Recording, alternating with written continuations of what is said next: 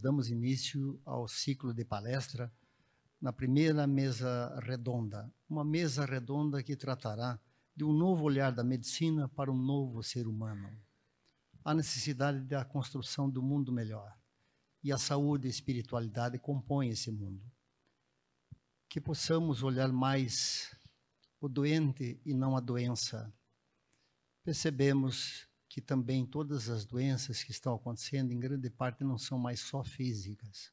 A depressão, câncer e outras tantas assim que nos incomodam. Então, para compormos a mesa, convidamos neste instante Dr. Carlos Roberto de Souza Oliveira, médico da cidade de Campina Grande, na Paraíba.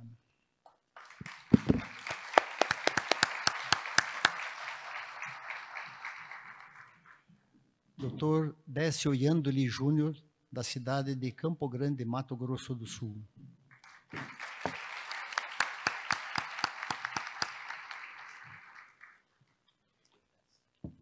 Também convidamos para compor a mesa de trabalho o Dr. Paulo César Fructuoso, da cidade do Rio de Janeiro. Cidade maravilhosa.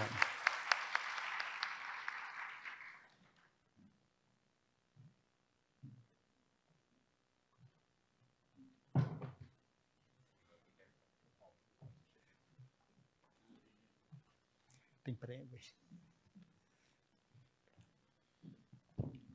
Nós convidamos, então, o Dr. Edson para fazer a leitura do currículo do Dr. Carlos Roberto, que fará a sua palestra Pensamentos e Atitudes para uma Saúde Integral. Então, o Dr. Carlos Roberto veio de longe, então, da Campina Grande, né? É médico formado pela Universidade Federal de Paraíba, especializado em anestesiologia e pós-graduação em medicina do trabalho e acupuntura. Membro da Comissão de Humanismo da Sociedade Brasileira de Anestesiologia, membro da Comissão de Bioética e segundo secretário da Associação Médico Espírita do Brasil, expositor nacional e internacional, e fundador da Associação Médico Espírita de Campina Grande. Dr. Carlos Roberto, com a palavra. Boa noite a todos. Inicialmente, eu gostaria de agradecer a Deus pela oportunidade de estarmos aqui. Estou tentando ver se abre a palestra. Mas não está abrindo. E agradecer a toda a organização do evento, na pessoa do Edson, o presidente, e agradecer a todos os seus colaboradores, e dizer da satisfação de estar aqui novamente, podermos aprender conjuntamente assuntos tão importantes no âmbito do ideal médico espírita. Nesse convívio fraterno, reencontrar companheiros de trabalho, de luta, de aprendizado, a fim de podermos cumprir o objetivo que nós temos dentro dessa tarefa espiritual que todos nós nos propomos realizar.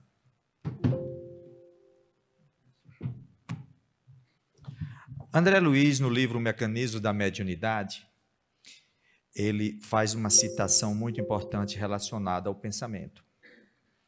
Ele diz o seguinte: nos fundamentos da criação vibra o pensamento de Deus. E mergulhado neste pensamento, vibra o pensamento do homem.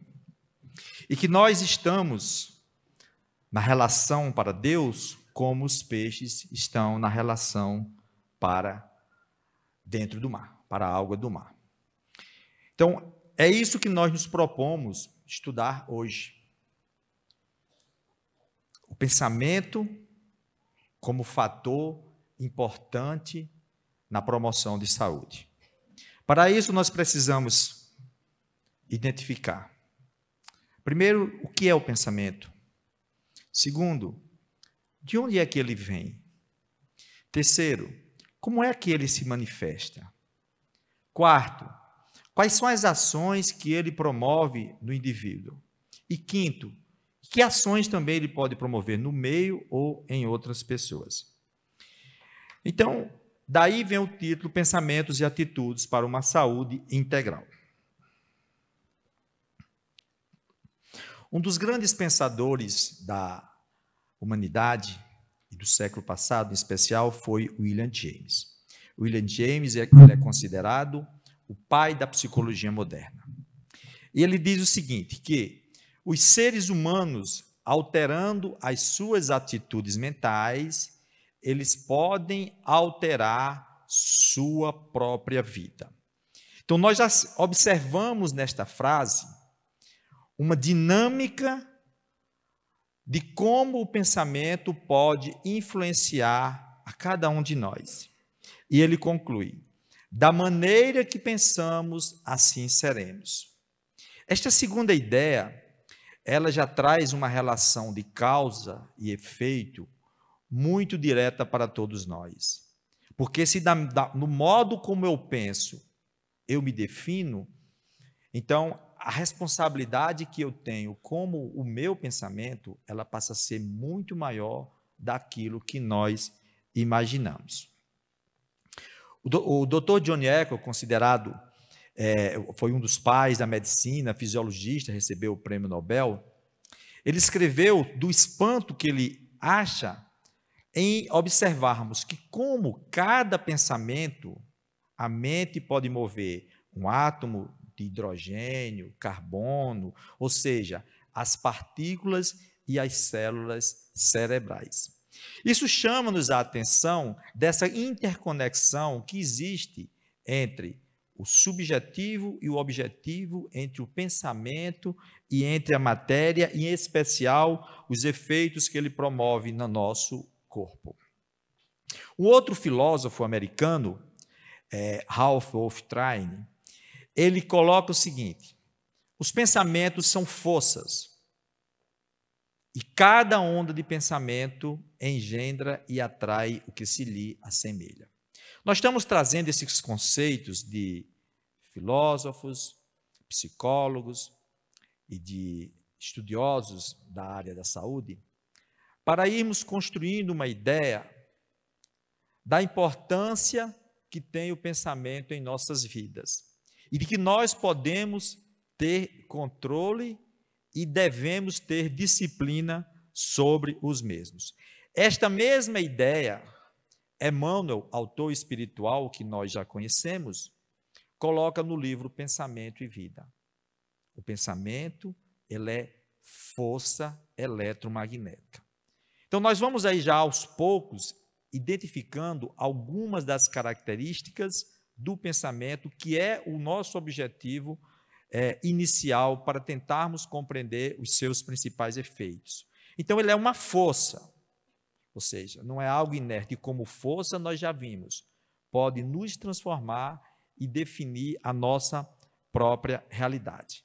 Então, nós perguntamos, de onde vêm os pensamentos?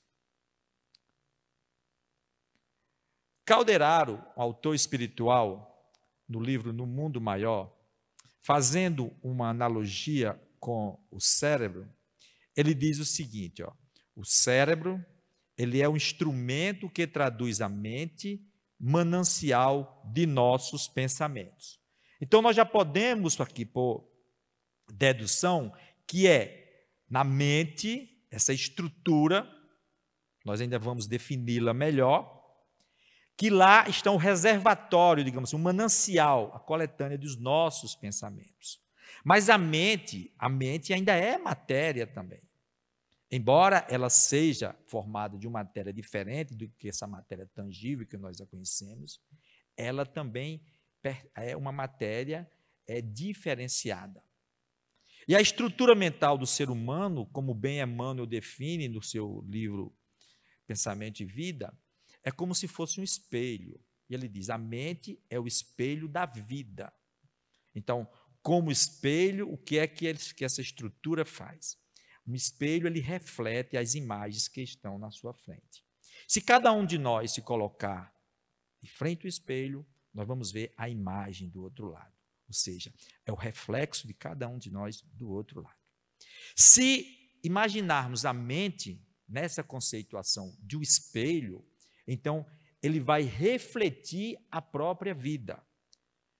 Tanto a vida interior que nós possuímos ao longo da construção evolutiva que tivemos, como a vida exterior no campo de relação que cada um desempenha do dia a dia. É como se fosse um espelho de dupla face. Mas Emmanuel ainda amplia mais esse conceito quando ele diz que a mente, como espelho da vida, também é o campo da consciência desperta. Na faixa evolutiva em cada um se encontra. Por isso que nós observamos tantas diferenças entre as pessoas, nos seus estados mentais, seja na expressão da emoção, do sentimento, da intelectualidade, da moralidade, ou seja, de qualquer campo do conhecimento humano. Cada mente ela é única. Por quê? Porque, repetindo, é o campo da consciência desperta, onde cada um de nós vai exteriorizar neste despertar o que já conseguiu arquivar na sua memória espiritual ao longo de toda a sua jornada evolutiva. Desta forma, nós, como o cérebro é o instrumento que traduz a mente, nós precisamos estabelecer qual é a relação que existe da mente com o cérebro. E aí, mais uma vez, nós pegamos o pensamento de William James, quando ele diz que o cérebro ele não gera, mas transmite e expressa processos e eventos mentais. É aqui o ponto-chave da diferença entre o materialismo e o espiritualismo. Enquanto o materialismo tenta colocar que a mente ou os processos mentais é um produto do cérebro, ou seja, é um produto das sinapses, um produto das funções neuronais, o espiritualista coloca que não, que o cérebro, essa estrutura física, orgânica, ela apenas serve de mediador. Ela é uma ponte entre os dois hemisférios, o subjetivo e o objetivo. E repetindo o que Emmanuel nos disse, é o espelho da vida, é o espelho, o aparelho complexo em que o eu reflete a vida. Então, aqui, é que cada um, o eu aqui é o espírito individualizado que, pela reflexão, exterioriza tudo que já construiu. Através dele, ou seja, através do nosso cérebro, utilizando a mente como meio, sentimos os fenômenos exteriores segundo a nossa capacidade receptiva, que é determinada pela experiência, na palavra de Calderaro, o mentor espiritual. Então, todas as informações externas que o espírito adquire como campo de aprendizado na vida, nas lutas, nos relacionamentos, elas são interpretadas de acordo com o que cada um já adquiriu na vida, que constitui o seu campo de experiência. Então, a capacidade de recepção e de percepção, ela é variável entre as pessoas, fazendo com que cada um de nós sejamos seres únicos no universo. Ainda ampliando os conceitos da relação entre a mente e o cérebro, André Luiz, no livro Evolução em Dois Mundos, ele coloca, olha, o espírito ele vai encontrar no cérebro um gabinete de comando das energias que o servem como aparelho de expressão dos seus sentimentos e pensamentos. Então, nós chamamos a atenção para um outro ponto importante no entendimento do nosso tema que nós estamos abordando hoje à noite. Que energias são essas que são utilizadas, são comandadas pelo espírito através do cérebro? E essas energias, elas têm já umas características e qualificações que são expressas pelos sentimentos e pensamentos que têm uma relação diferente, como veremos mais na frente. Então, através do comando dessas energias, no regime de responsabilidade e de autoescolha, o espírito plasmará no espaço e no tempo a sua própria jornada evolutiva. aquilo que nós aprendemos em outras citações. Somos construtores do nosso destino, somos construtores da nossa vida. Somos nós que definimos a estrada que temos que percorrer. Através de quê? Da autoescolha, do exercício do livre-arbítrio e a responsabilidade que somos investidos. Esse pensamento também ele é colocado na obra Ação e Reação por Druso, esse instrutor espiritual, esse mentor espiritual lá que administrou a mansão da paz durante 50 anos, em regiões densas do umbral. E falando sobre a lei de causa e efeito, ele faz um resumo nessa sua citação, que expressa muito bem o que estamos colocando. O Criador, na sua infinita sabedoria, concede a cada um de nós o quê? A liberdade para que cada um possa fazer suas escolhas. É o direito que cada um tem de expressar a sua opinião e de escolher o seu caminho. Mas sujeitou-as a responder pelas consequências de suas ações. É a responsabilidade que vem junto com a liberdade. É assim em tudo na vida, em todo o setor do conhecimento, em todo o setor do aprendizado humano. Somos livres para semear, mas obrigatoriamente temos que colher o fruto da nossa semeadura. Então, a célula nervosa, que é a principal célula, o neurônio que constitui o nosso cérebro, que é esse instrumento que vai traduzir, ela é uma entidade de natureza elétrica e ela usa um combustível específico, ela é muito delicada. Diz André Luiz que todo o nosso sistema nervoso é como se fosse uma materialização do campo perispiritual. Daí as suas células terem na sua tessitura constituições delicadas.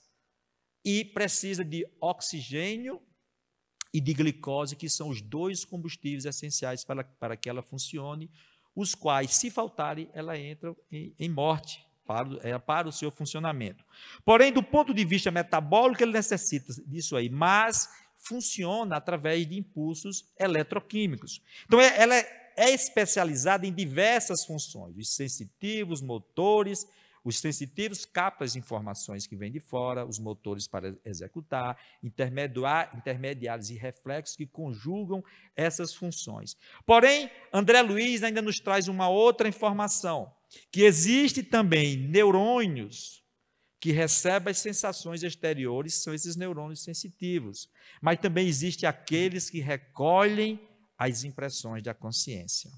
Então, esse outro grupo de neurônios ainda é objeto de pesquisa e de investigação da ciência, porque ainda não se conseguiu chegar. Apenas algumas luzes, algumas setas indicam isso daí, mas não existe teoria ainda que comprove isso daí. Certamente surgirá, porque talvez esses neurônios, não sabemos se esses neurônios eles estão no cérebro físico, ou talvez se esses neurônios estejam no cérebro espiritual, porque nós temos uma duplicata dos nossos órgãos do corpo espiritual. E aí, no processo de interface, é possível que essas informações sejam transmitidas de uma esfera para outra. Mas são só hipóteses que eu coloco aqui, mas que necessitam ainda ser investigados e serem comprovados. Então, se nós observamos aqui, nós temos um neurônio, uma união de dois neurônios que se chama sinapse. Trabalha com impulsos eletroquímicos, como nós colocamos. Então, olha, aqui tem um impulso eletroquímico que conduz uma informação. Quando chega no terminal do axônio, aqui tem umas vesículas, que chamamos vesículas pré-sinápticas, e aqui dentro existem neurotransmissores ou neuropeptídeos que são jogados ou liberados nesta fenda, nesse espaço, e depois esses neurotransmissores eles vão sair daqui para acoplar no neurônio seguinte, no receptor, como se fosse uma chave fechadura. E aí o impulso eletroquímico se propaga, conduzindo a informação. Que numa escala maior, vocês imaginem, nós temos 10 bilhões de neurônios, cada neurônio pode fazer 1000 conexões, são trilhões de conexões. Então, o nosso cérebro é isso aí, olha, essa estrutura que, como se fosse um emaranhado, uma rede, onde essas informações transitam, fazendo mudanças de cargas eletroquímicas, e as informações vão acionando em cadeia.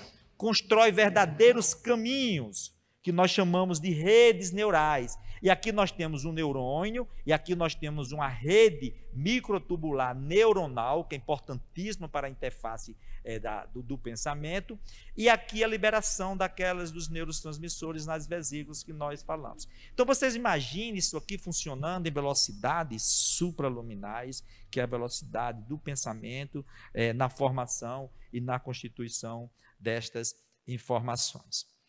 Então, o cérebro vai trabalhar toda essa dinâmica de produção de informações como se fosse realmente um verdadeiro laboratório. E aí o neurocientista Joe Dispenza faz uma síntese quando ele nos diz, o cérebro ele é considerado como um laboratório. Então ele une conceitos, ideias, modelos, e aí constrói projetos, ideais, fazendo com que cada um possa ampliar o seu entendimento. É um mecanismo de expansão da consciência, de ampliação do conhecimento, em que cada um pode construir a sua própria evolução, o seu próprio progresso mental e espiritual, quando ele pega os conceitos existentes, cria novos conceitos, e aí pode construir essas novas ideias, e assim segue o progresso e a evolução do conhecimento. Essa mesma ideia que o neurocientista colocou, ela também fora colocada por André Luiz lá no livro Mecanismos da Mediunidade. Onde André nos diz que o cérebro são verdadeiras, com células especiais, são verdadeiras usinas microscópicas, ou seja, um laboratório, onde a matéria mental, ao impulso do espírito, ela é manipulada, expressa em movimentos, produzindo correntes que se exteriorizam no espaço e no tempo. Então, olha aqui, aquela matéria que nós falamos no início. Que matéria é essa? A matéria mental, que ela é elaborada dentro das estruturas cerebrais. Só que a matéria mental é a partir daí que nessa manipulação produz as correntes mentais, que é o próprio pensamento contínuo, mas é obedecendo o impulso do espírito. Então, o pensamento, ele exterioriza as qualidades do espírito, que são determinadas pelo espírito. E onde o pensamento estiver, o espírito também estará, porque estão acoplados, mas são estruturas ainda diferentes, embora que um precise do outro para se expressar. Desta maneira, desta forma, esta matéria mental, que ela é manipulada, André Luiz nos diz o seguinte. Travou aqui, viu? Vamos voltar para seguir. Porque é dessa matéria mental que interessa o nosso estudo agora para a gente compreender o pensamento. Então, vamos pegar aqui para ver se a partir de agora funciona. Não está funcionando. Bem, da matéria mental dos seres encarnados e desencarnados é que se estuda o pensamento. E esse pensamento ele vai se expressar através de ondas. Ondas que ele chama de eletromagnéticas, porque traduz os estados mentais. Se alguém puder vir aqui, colocar. Chegou, pronto. Vamos lá, é assim. Só foi pensar e chegou. Pensar e chegou. Então, veja bem, nós vimos que a matéria mental, ela é manipulada no nosso cérebro sob o impulso do espírito, produzindo correntes constantes que se exteriorizam no espaço e no tempo. E é dessa matéria mental que se estuda o pensamento ou fluxo energético do próprio espírito, que vai se propagar em diversos tipos. Colocamos como eletromagnéticas, porque são forças mentais, são forças eletromagnéticas. E aqui eu peço licença ao nosso querido André, que é o físico nosso, para falar um pouco dessa área que é dele. Então, nós temos aqui a onda mental se caracterizando em diversas frequências. E ele diz, raios super ultra curtos, onde as legiões angélicas expressam essa corrente mental, que vão muito além aqui, ó, dos raios gamas de altas frequências e de capacidade de penetração muito intensa. Ondas curtas, médias e longas na mente humana, onde a maioria de todos nós nos expressamos. E ondas fragmentárias nos animais, porque ainda apresentam raios descontínuos. E isso na maioria, com raríssimas exceções, porque existem alguns animais que já começam a apresentar raios contínuos dessas ondas mentais, prenunciando suas encarnações no plano hominal. Então, numa visão esquemática, nós podemos idealizar o seguinte, fazendo uma síntese. Ó. Nós temos, de um lado, o espírito, que é essa energia, essa força, essa luz, na pergunta 88 do Livro dos Espíritos. O que é o espírito? A energia tem a forma de uma luz, uma energia, uma centelha divina. E no outro extremo, o corpo físico. E entre eles, essa estrutura intermediária, que nós podemos aqui condensá-la como perispírito, mas que numa estratificação nós temos a mente, que estaria aqui no corpo mental, o corpo causal, que é a sede, o banco de dados das nossas informações, o arquivo dos débitos e dos créditos que cada um já adquiriu na sua vida, o duplo etérico, o duplo astral, o corpo astral, por onde circulam as energias vitais, o fluido vital, e por último o corpo físico. Então vejam bem, é do espírito que parte as informações e os impulsos para a mente, que como espelho da alma vai refletir. Então pensamento e vontade, eles nascem daqui do espírito, como também os desejos, as nossas ideias, as nossas metas. É de lá que vem a motivação e o impulso para que elabore-se a matéria mental, entendeu? E ali, a partir desse espelho, seja exteriorizada, influenciando todas as outras estruturas intermediárias. Então, essas radiações mentais, ela tem uma função fisiológica importante. Ela mantém coesão e equilíbrio molecular de todas as estruturas desses corpos.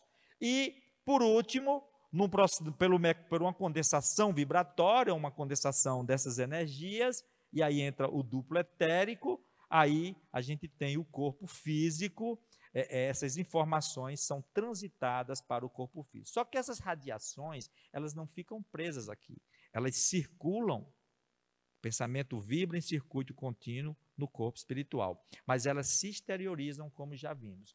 E cada um vai construindo em sua volta o seu campo da sua aura, ou então a sua psicosfera, que obedece a leis específicas, que são as leis mentais, a lei de campo mental. Então, essa imagem ela é muito sugestiva, porque exatamente ele expressa, ó, vamos voltar aqui pelo leis, ó, cada mente é um mundo próprio, e o indivíduo respira nas ondas criativas que ele cria conforme o objetivo sentimental dos seus próprios desejos, Então, todos nós temos uma carteira de identidade espiritual, que é a nossa psicosfera. Lá estão o produto dos nossos desejos, das nossas ideias, das nossas metas. E é lá que tudo é identificado pela equipe espiritual, para saber o que é que cada um conduz no seu mundo íntimo. E da mesma forma que nós criamos essa psicosfera que nos envolve, nós passamos a respirar dentro do campo mental que nós mesmos criamos. Por isso que a gente costuma repetir as mesmas coisas, os mesmos passos, os mesmos hábitos, as mesmas ideias, e criamos um automatismo psíquico oriundo das nossas próprias construções mentais, dos nossos próprios ideais, utilizando o livre-arbítrio de que somos portadores. Então, o pensamento, ele guarda na sua natureza e na sua caracterização uma relação direta com a evolução moral do indivíduo. Cada espírito vai emitir um poder vibratório próprio, imprimirá seus recursos mentais, o tipo de onda ou fluxo energético que lhe define a sua personalidade. Por isso que nós somos seres únicos. Mas o que é que vai definir O que é que vai definir esse fluxo energético próprio de cada um? É o que cada um já produziu, já cresceu nas grandezas morais da vida. Aonde? No campo de aperfeiçoamento do amor e da sabedoria acumulado em si próprio. Daí porque a perfeição espiritual, ela só surge mediante o trabalho e o esforço que cada um tem que realizar para acumular os valores em si próprio. Ninguém pode fazer a tarefa que compete ao outro.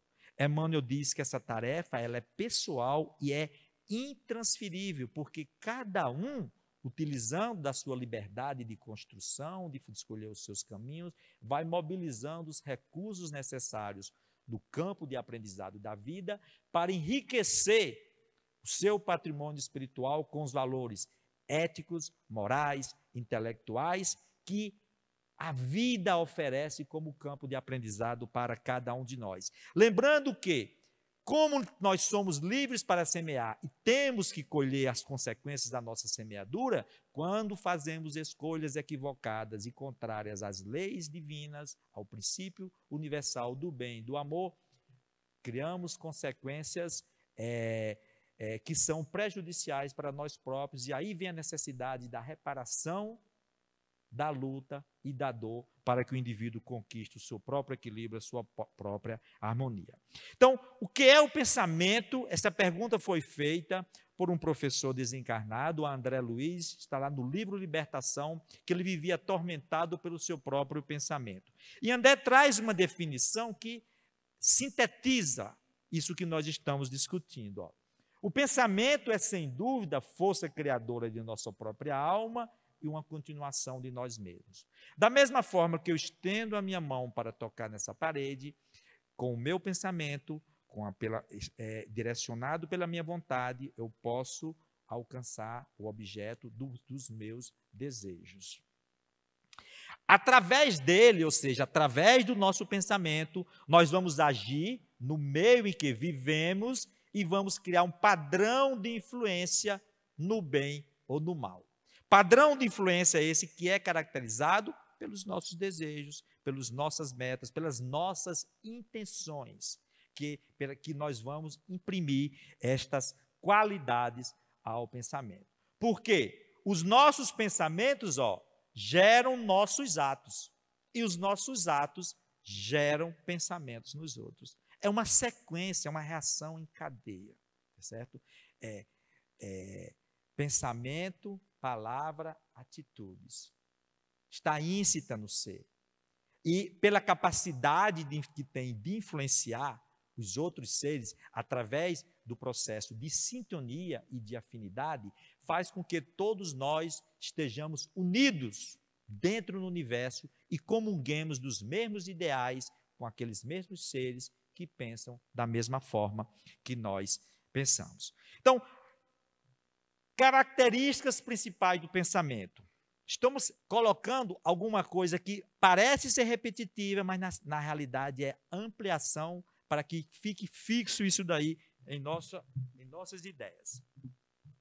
Fluido vivo, que já vimos, ele é inestancável, nasce da própria alma, de onde? Das emoções, dos desejos, das metas, dos objetivos que nós queremos alcançar na vida. Então, o pensamento, ele não nasce do cérebro, ele nasce dos fenômenos mais íntimos e recônditos do espírito.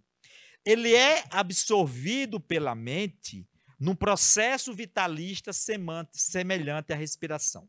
Como é que é a respiração? Você absorve o oxigênio da atmosfera, passa por um processo de metabolização no organismo e devolve CO2 para o meio externo. Então, é como se fosse uma transubstanciação. Aqui ocorre da mesma forma. O espírito, ele absorve essa força eletromagnética que é o pensamento, é a força emanante do Criador e vai transubstanciá-la sob a própria responsabilidade. Ou seja, Emmanuel diz o seguinte, que a corrente mental, olha, ela produz irradiações eletromagnéticas cuja frequência vai variar conforme os estados mentais do emissor. Então, são os meus estados mentais que vão alterar essa força que é absorvida da fonte geradora da vida e alterar as suas qualidades. Só que quando nós fazemos isso, nós utilizamos livre-arbítrio e teremos que ser responsáveis pelas escolhas que fazemos. Daí, André Luiz coloca, ó, a corrente mental e o próprio pensamento, ela é passiva perante o sentimento que lhe dá forma para o bem ou para o mal e a vontade que lhe dá impulso em direção. Então, nós já vamos agora ampliar a nossa fase. O pensamento, ele vem da nossa mente, do reservatório, do manancial que está na nossa mente. Mas ele é produzido por quê? Ele é produzido pelos estados mentais.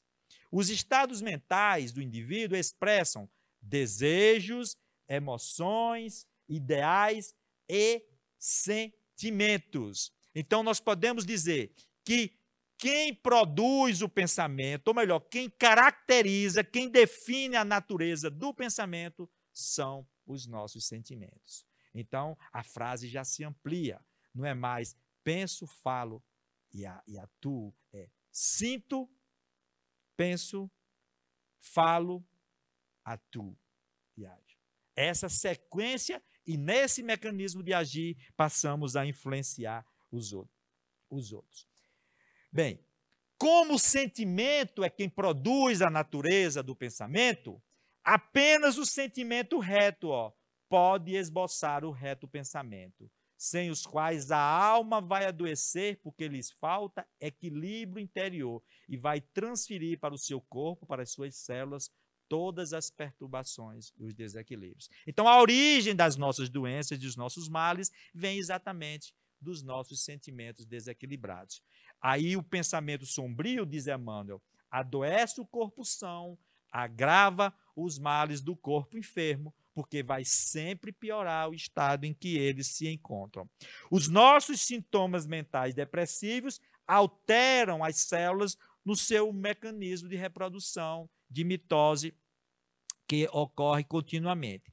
E as nossas emoções mais doentias, geram estados enfermiços. Então, se nós queremos realmente buscar uma saúde integral, nós temos que cuidar das nossas emoções, dos nossos sentimentos, porque é de lá que tem a origem dos desequilíbrios e dos distúrbios do nosso pensamento.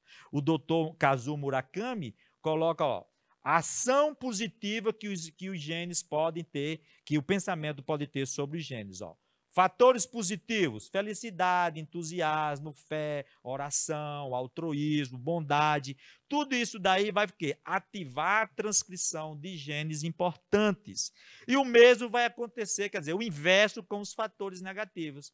A ansiedade, o medo, o estresse, tristeza, são estados mentais alterados em distúrbios que vão desativar a transcrição de genes valiosos e hoje nós sabemos que os genes funcionam no mecanismo liga e desliga. O professor Amit Goswami, que é conhecido dos estudiosos da vida quântica, ele diz, cada célula do nosso corpo tem uma identidade própria que se identifica com a consciência, obedecendo ao comando para desempenhar as suas funções individuais condicionadas. O que hoje essas pesquisas evidenciam também já fora colocado por André Luiz, lá no livro Evolução em Dois Mundos, quando diz que as células são princípios inteligentes de feição rudimentar que estão a serviço de um princípio inteligente superior, sejam nos animais ou sejam nas criaturas humanas. Então, há uma ascendência da mente superior, a mente estado evolutivo humano, com que nós nos encontramos, de comando sobre todas as células do nosso organismo. Então, elas assumem formas diferentes, obedecendo ao pensamento simples ou complexo que lhes comanda a existência.